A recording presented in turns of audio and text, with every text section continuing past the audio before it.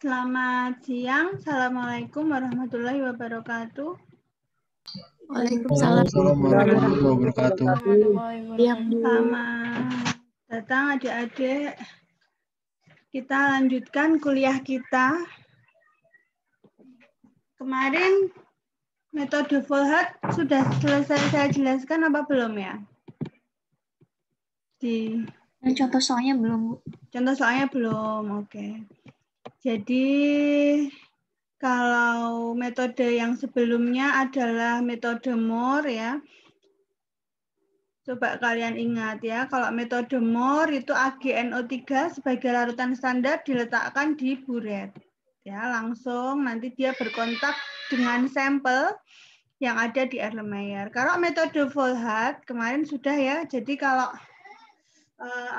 kalian susah gitu, kalian bisa mengulang lagi video rekaman perkuliahan bahwa larutan standarnya itu justru malah langsung dicampurkan ke dalam sampel. Jadi justru larutan standarnya itu langsung dicampurkan ke dalam sampel ya. Ini Erlenmeyer. Ini sampel misalnya sampel X, ini langsung dicampurkan AgNO3 gitu di sini. Kemudian ditambah indikator. Indikatornya dalam hal ini Fe ya, Fe. Kalau ini berlebih, AgNO3-nya berlebih supaya X-nya habis. Nah, X-nya habis.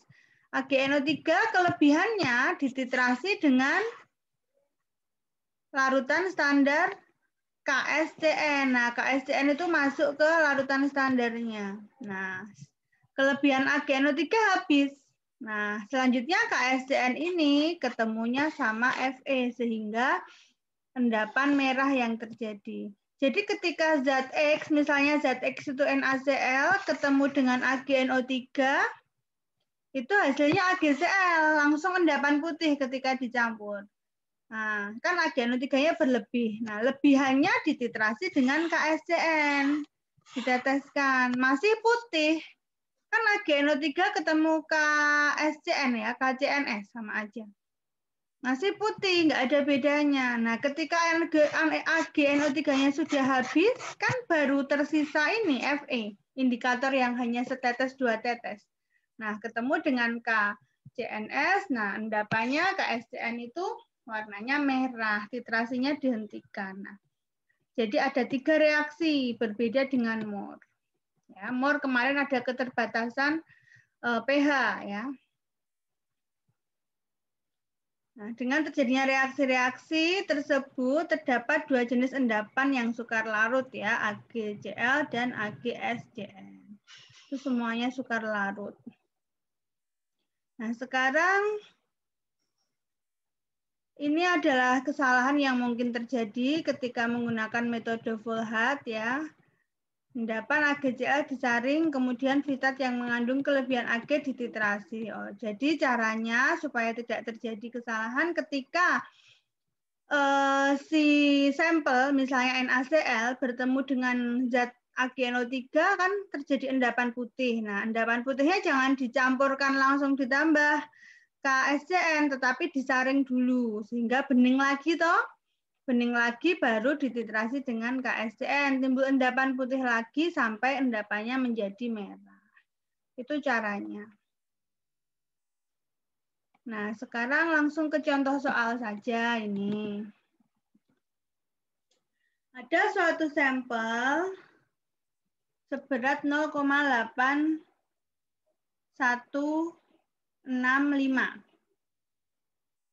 mengandung ion Cl. Nah, sampelnya yang penting mengandung ion Cl. Nah, kemudian itu dianalisis dengan Volhard. Sampel dilarutkan dengan air, kemudian ditambah 50 mili AgNO3. Sudah kalian coba belum ini? Ini kan slide-nya masih sama ya dengan yang dulu. Ya, jadi ini ada sampel Sampelnya sekian ya, sampelnya mengandung ion klorida. Ditambah ke dalamnya adalah AgNO3 50 mili, konsentrasinya 0,1214 M. Mili dikalikan M, satuannya jadi apa? Molaritas dikalikan volume jadi satuan apa? M kali L apa satuannya? Mol. Mol ya. Mol, karena M itu mol per liter. M besar itu mol per liter. Nah, itu karena mililiter, berarti milimol per mililiter. Nah, sehingga itu dihitung ya. Kalian harus siap kalkulator. Nah, ini 6,07. Sambil dicek ya. Milimol satuannya, bukan mol. Karena satuannya mililiter. Itu saya hitung sekalian. Itu yang disebut dengan AgNO3 mula-mula. Nah, saya tulis di sini ya, nggak apa-apa ya. Jadi, 6,07 itu adalah AgNO3 mula-mula. Dicek lagi 50 kali 0,1214. Oke, 6,07. Kemudian untuk mengendapkan kelebihan AgNO3, jadi mula-mula seperti itu. Nah, kemudian kelebihan dari AgNO3 kan AgNO3 tadi kan berlebih. Kelebihannya itu ini bisa dititrasi dengan KSCN, ini M juga ya, 0,1019 M memerlukan 11,7. Nah, namanya titrasi itu tidak lain, rumusnya hanya apa? N kali V zat yang dititrasi, dalam hal ini kan AgNO3 apa? AgNO3 sisa, ya kan? Kan kata-katanya kelebihannya, berarti kan sisa, ya kan? Nah, sama dengan N kali V-nya siapa? KSCN. Kan gitu. Nah, karena valensinya itu 1, ya, KSCN kan K plus itu K plus 1, kemudian AgNO3 juga Ag plus juga 1, maka ya ini ya, kalian kan harus tahu ini masing-masing karena valensinya 1, maka kan M sama dengan N ya. Nah, sehingga kelebihan AgNO3-nya berarti di sini ya, saya langsung bilang AgNO3.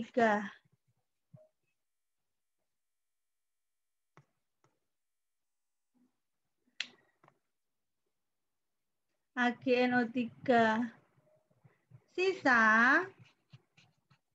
sama dengan 0, punyanya KSCN 1019 dikalikan 11,7. Nah, ini kan satuannya, ini kan M sama dengan N ya. Karena titrasi itu memang rumusnya N kali V, N kali V. Nah, ini N ya, karena KSCN itu valensinya 1, ini mililiter. Nah, tadi kalau M besar kali mililiter itu milimol. Nah, kalau N besar normal kali mililiter apa? Satuannya. Miligrek ya, kan N kali V itu grek. 0,1019 dikalikan 11,7. Ini ketemunya 1,1922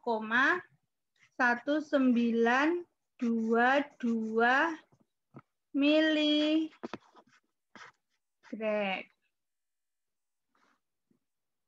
Kemudian yang ini tadi milimol ya, AgNO3. Ini kan AgNO3, milimol jadikan miligrek ya sama. Karena valensinya 1 sama dengan 6,07 miligrek. Ya, lihat tabel yang lalu. Nah, bayangkan si AgNO3 mula-mulanya sekian. Kemudian kan bereaksi sama Cl. Cl itu sampel kita. Nah, sisanya dititrasi dengan KSCN. Berarti yang bereaksi dengan Cl, paham ya? Kan ada AgNO3. Itu bereaksi dulu sama Cl. Di mana Cl kita nggak tahu berapa. Kita mau cari Cl-nya berapa. Kan sampel kita.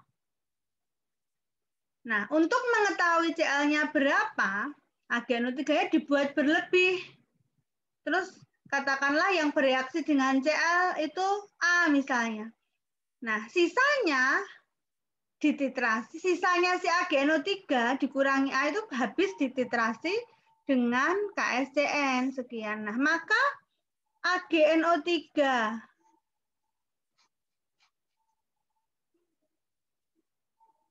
bereaksi itu kan sama dengan Cl minusnya kan? Ya kan? AgNO3 yang bereaksi kan bereaksinya sama Cl minus. Nah, AgNO3 yang bereaksi kan AgNO3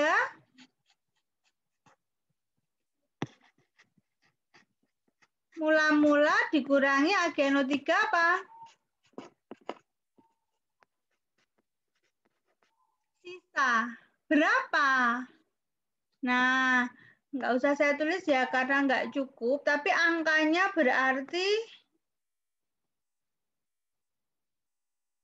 berarti ini, mula-mulanya ini 6,07. Ya, saya tulis saja deh. Aduh, ya ini ya.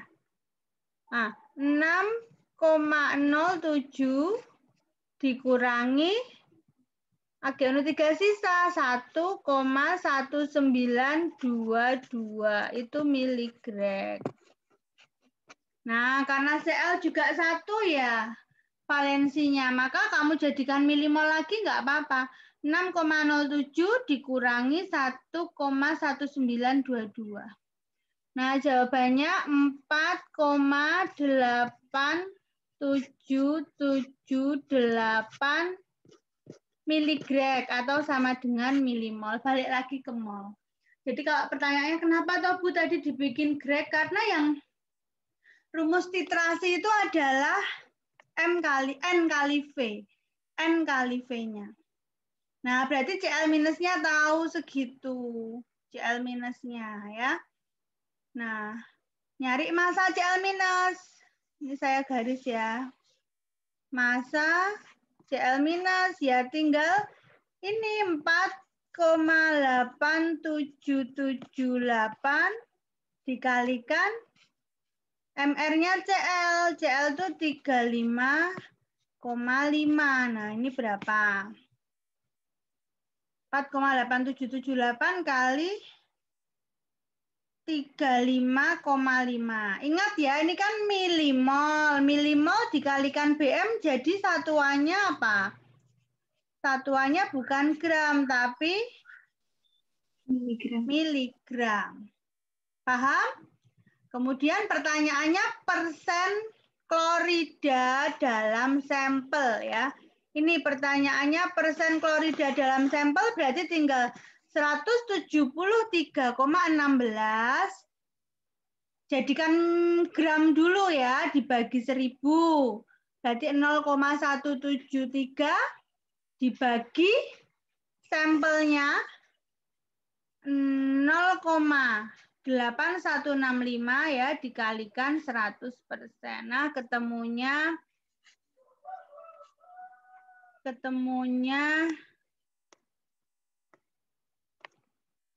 21,21%. Gimana? Ada pertanyaan?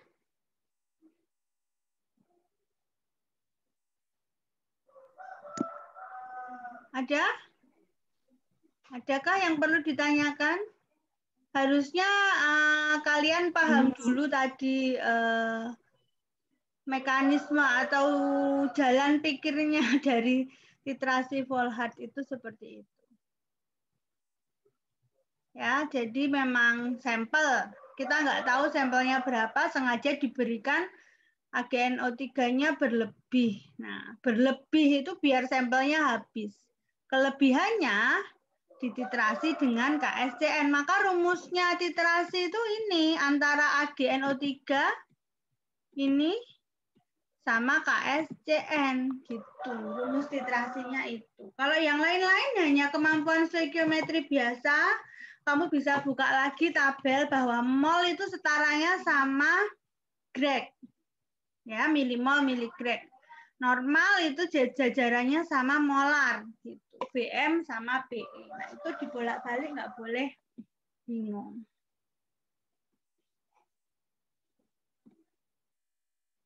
Paham ya? Saya harap ya ini ya 21,15%.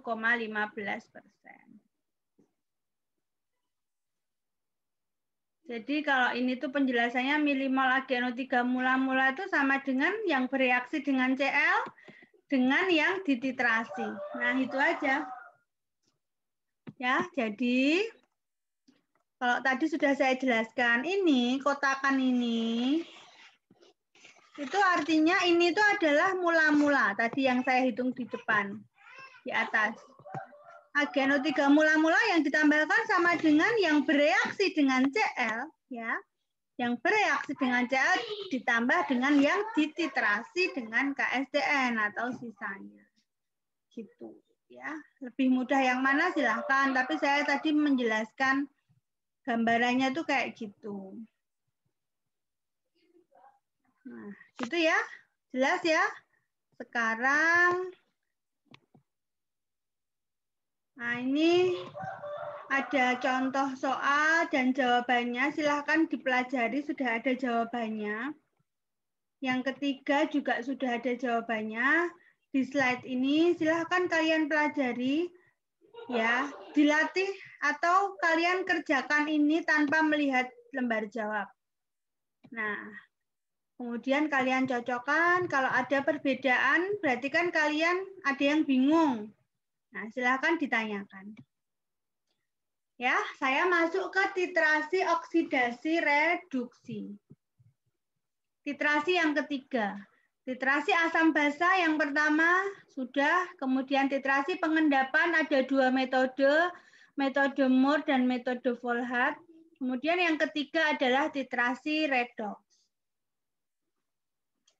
Titrasi redox atau disebut dengan titrasi oksidasi reduksi ya, ada dua.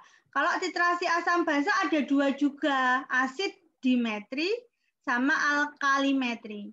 Asid dimetri itu asam di atas atau pengasaman, kalau alkalimetri alkali itu basa di atas. Titrasi redox juga ada dua, titrasi oksidimetri, nah artinya titrasi terhadap larutan reduktor. Jadi di Erlenmeyer reduktor, kemudian oksidator ada di larutan standar atau di buret, maka disebut oksidimetri. Jadi hafalannya kalau oksidimetri itu oksidatornya ada di buret. Ya, reaksi-reaksi kimia yang melibatkan oksidasi reduksi itu sangat banyak. Dalam analisa volumetri daripada reaksi asam basa dan pengendapan. Jadi banyak sekali contohnya. Hal ini disebabkan karena ion-ion dapat memiliki beberapa bentuk bilangan oksidasi. Contohnya Fe itu kan ada plus 2 sama plus 3. Jadi Fe bisa mengalami oksidasi. Ya. Mn bisa berbilox plus 2, bisa berbilox plus 5. Berarti artinya Mn bisa mengalami reaksi redoks juga, gitu ya. Jadi sangat banyak. Nah, contohnya sistem redoks secara umum ya. Ada reduktor 1, reduktor 2, reduktor 1 menjadi reduktor 2. Ini contohnya langsung saja ya, biar kalian paham. Ada Fe, dia teroksidasi menjadi Fe3+. Kemudian Mn ini biloxnya berapa? Ini plus 7 ya ini ya. Biloxnya Mn plus 7, di sini biloxnya Mn plus 2. Jadi Ini ya. Ini sorry. Yang atas Fe oksidasi. Yang bawah Mn-nya apa? Reduksi. Dari +7 menjadi +2. Nah, kalau dipecah reaksinya yang reduksi ini ya, yang ini reduksi disetarakan gitu ya. Nah, dia menangkap ya itu ya, istilahnya menangkap 5 elektron. Nah, ini 1,51 ini ya, ini melepas 5 elektron.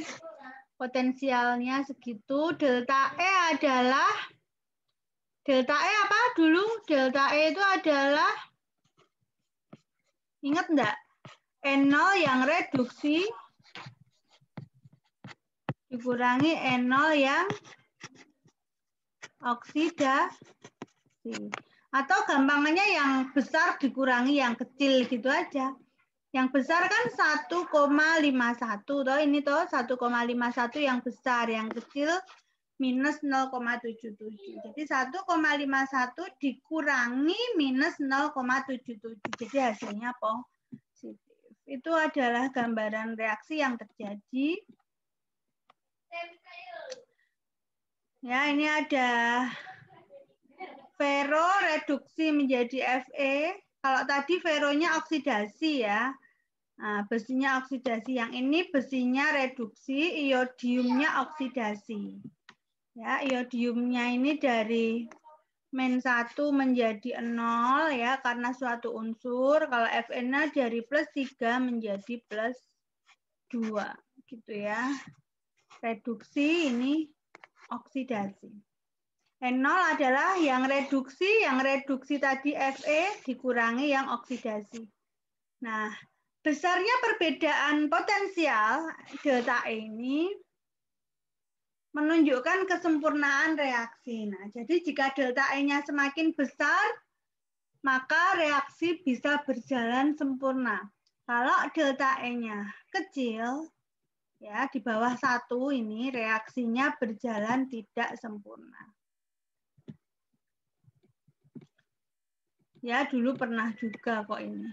Nah, indikator dalam titrasi oksidasi ini adalah indikator yang memiliki warna berbeda dalam bentuk teroksidasi ataupun tereduksi. Kalau indikator asam basa adalah indikator yang memiliki warna berbeda pada suasana asam dan basa, kan gitu kan.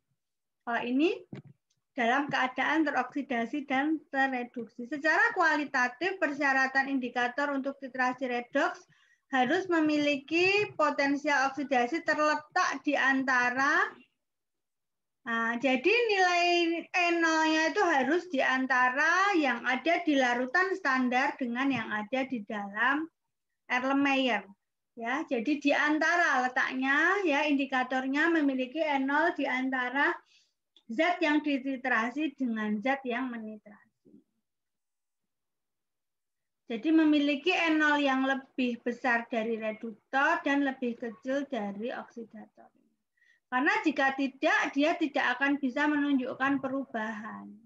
Nah, beberapa contoh indikator titrasi redoks adalah fenosalfranina, indigo tetrasulfonat, feroin. Nah, ini kalau ada yang mau mencari apa namanya nama-nama anak, nah boleh ya terinspirasi dari nama-nama ini ya.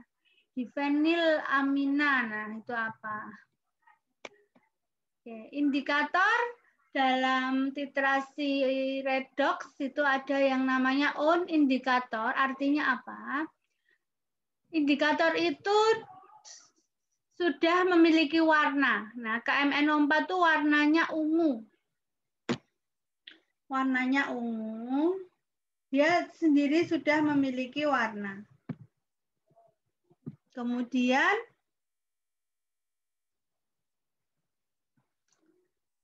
indikator spesifik, ya, zat yang bereaksi secara khas dengan salah satu reagensia. Misalnya larutan kanji. Larutan kanji itu dia bisa membentuk warna biru dengan iodium tadi ya, iodium dan iotiosianat.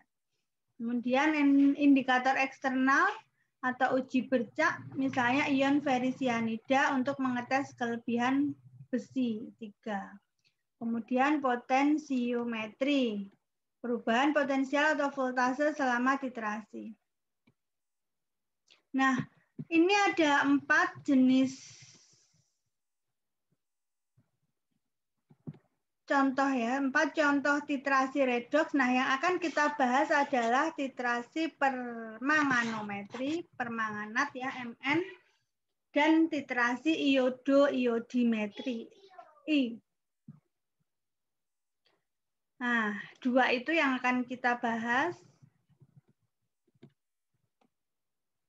Kita mulai dari yang pertama dulu mengenai titrasi permanganometri. Proses titrasi permanganometri itu menggunakan garam KMnO4. Kalau kalian ingat KMnO4 itu ini merupakan larutan standar yang sekunder.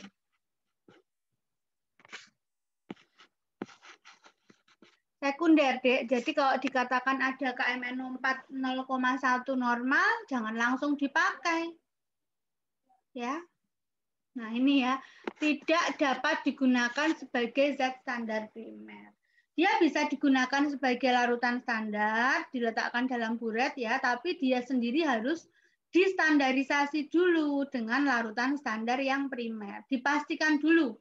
Yang tersedia di lab itu katanya 0,1 normal, misalnya harus distandarisasi dulu. Bisa jadi 0,104 ya, atau bisa jadi 0,0982 misalnya seperti itu. Jadi sebelum dia digunakan sebagai patokan atau sebagai larutan standar, dia sendiri harus distandarisasi terlebih dahulu. Nah, penerapan titrasi langsung dengan larutan permanganat ya. Ini. Ya, analit itu sampelnya ya, zatnya ya. Nah, ini beberapa reaksi redoks ya, Sn dioksidasi menjadi Sn4+. Besi dioksidasi menjadi Fe3+, ya, setengah reaksinya. Jadi yang bisa bereaksi dengan permanganat atau KMnO4 itu adalah sampelnya yang mengandung seperti ini. Besi, nitrit, oksalat, timah, titanium. Jadi kalau ada sampel yang diprediksi mengandung analit ini, artinya bisa menggunakan metode titrasi permanganometri atau menggunakan larutan standar permanganat. Dimulai dari membuat larutan standar KMnO4 dulu. Larutan standar KMnO4 dibuat tidak dengan melarutkan dengan aquades. Kan pelarut tidak cuma air ya. Karena adanya sedikit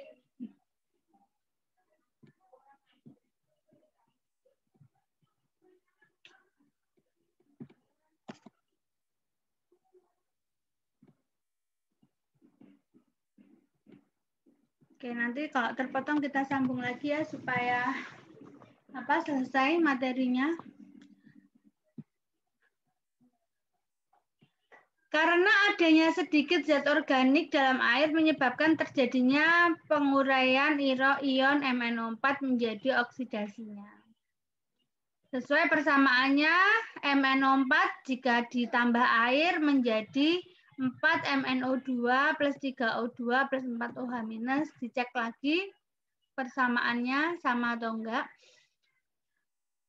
Larutan standar KMnO4 dibuat dengan cara melarutkan garam tersebut menggunakan air panas. Ya, kemudian jadi tidak bisa dengan aquades biasa tetapi menggunakan air yang panas. Kemudian larutan dididihkan ya sampai didih. Kemudian setelah beberapa saat larutan menjadi dingin, kemudian disaring menggunakan glass wall.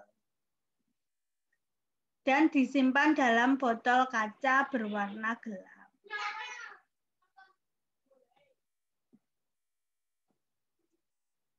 Larutan KMNO4 standar dapat digunakan dalam suasana asam maupun suasana basa ataupun netral. Nah, ingat kemarin valensi itu ya, kan gini toh, BE itu sama dengan BM per valensi ya kemarin, atau normalitas itu molaritas kalikan valensi. Atau kalau miligrek ya, bukan, grek aja. Grek atau miligrek, nanti grek itu sama dengan mol dikalikan valensi. Itu kan singkatnya kemarin. Nah, valensi, bukan volume ya ini ya. Ini valensi ya, takutnya kamu keliru volume. Nah, valensi. Valensi itu dulu kalau asam tergantung H+, kalau basa tergantung OH-. Kalau melibatkan reaksi redoks, valensi itu adalah perubahan biloks ya di dalam reaksi redoks,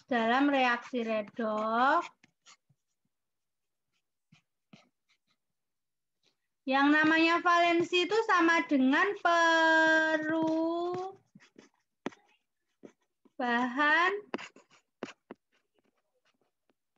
perubahan biloksnya. Paham ya? Perubahan biloksnya. Karena valensi sangat penting. Nah, kita lihat. Tadi dikatakan bahwa KMNO4 bisa digunakan pada suasana asam, basa maupun netral, tapi tentunya akan ada perubahan. Kalau dalam suasana asam, reaksinya Mn di sini kan biloknya +7, kan O min 2 kali 4 ya. Min 2 kali 4, min 8 sama dengan min 1, maka Mn sebelah kiri +7, sebelah kanan +5. Itu dia biloksnya berubah berapa? Berubah, sorry. Ini berapa? Ini 2 plus 2. Plus 2. Nah, biloksnya berubah 5. Nah, maka valensinya, berat ekivalennya itu valensinya 5. Artinya BE-nya tadi kan BM per valensi. BM-nya KMNO4 itu berapa? K itu 39, MN itu 55, kalau nggak salah ya. O itu 16 kali 2, 64. Nah, itu 8 ya. Nah, 158 dibagi 5 itu berapa angkanya? Berapa? Kalian kalau kuliah kimia analisa bawa kalkulator ya, kan di rumah. 1,5. Nah, ini 31,6. Ya, setara BE-nya itu jadi 31,6, kan nggak tinggi ya. Kan kemarin katanya kalau kemurnian tinggi itu BE-nya tinggi. Nah, itu BE-nya hanya rendah, hanya 30. Paham ya, dapatnya angka 31,6 itu dari BM dibagi valensi. Valensinya 5. Kemudian kalau dalam suasana basa, berat ekivalennya kita lihat. Itu biloksnya MnO4 ini kan, ini +7 ya, sama. Kalau ini kan +4. Nah, perubahannya 3. Perubahan boleh naik, boleh turun, sama aja ya. Nilai valensi nggak ada negatif. Turun ya, misalnya turun ya +3 ya tetap 3 ya. Nah, maka BE-nya sepertiganya nanti. Nah, tadi 158 dibagi 3 itu dapat angka 52,7. Kita cek 158 dibagi 3 ya 52,7. Paham ya dapat angka itu? Nah, standarisasi larutan KMNO4. Nah, sekali lagi KMNO4 merupakan larutan standar yang sekunder. Untuk memastikan sebenarnya berapa toh tepatnya konsentrasi KMNO4, maka distandarisasi terlebih dahulu dengan zat yang lebih primer. Di antaranya menggunakan AS2O3, Na2J2O4, besi, ya, dan ion kompleks lainnya. Ini asam bikarbonat ya. Itu paham ya? Itu distandarisasi. Nah, ini adalah contoh standarisasi KMNO4 dengan garam natrium karbonat, natrium bikarbonat ya. Caranya memanaskan garam ini sebagai larutan standar yang primer nanti ya. Kemudian menimbang 0,3 garam Na2C2O4.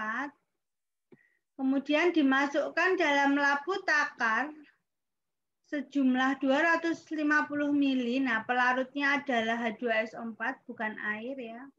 Kemudian diaduk sampai semua garam oksalat tersebut larut. Dari sini kamu bisa menghitung molnya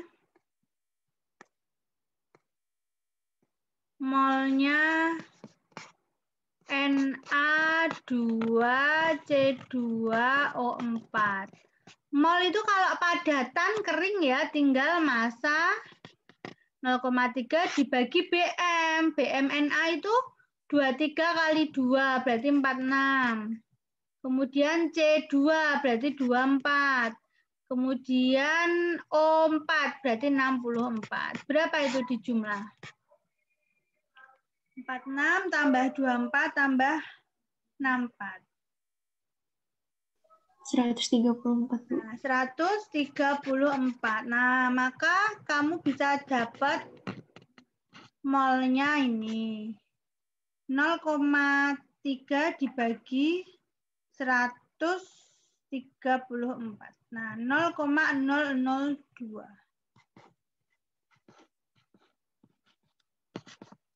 Itu satuannya mol ya, karena gram dibagi BM.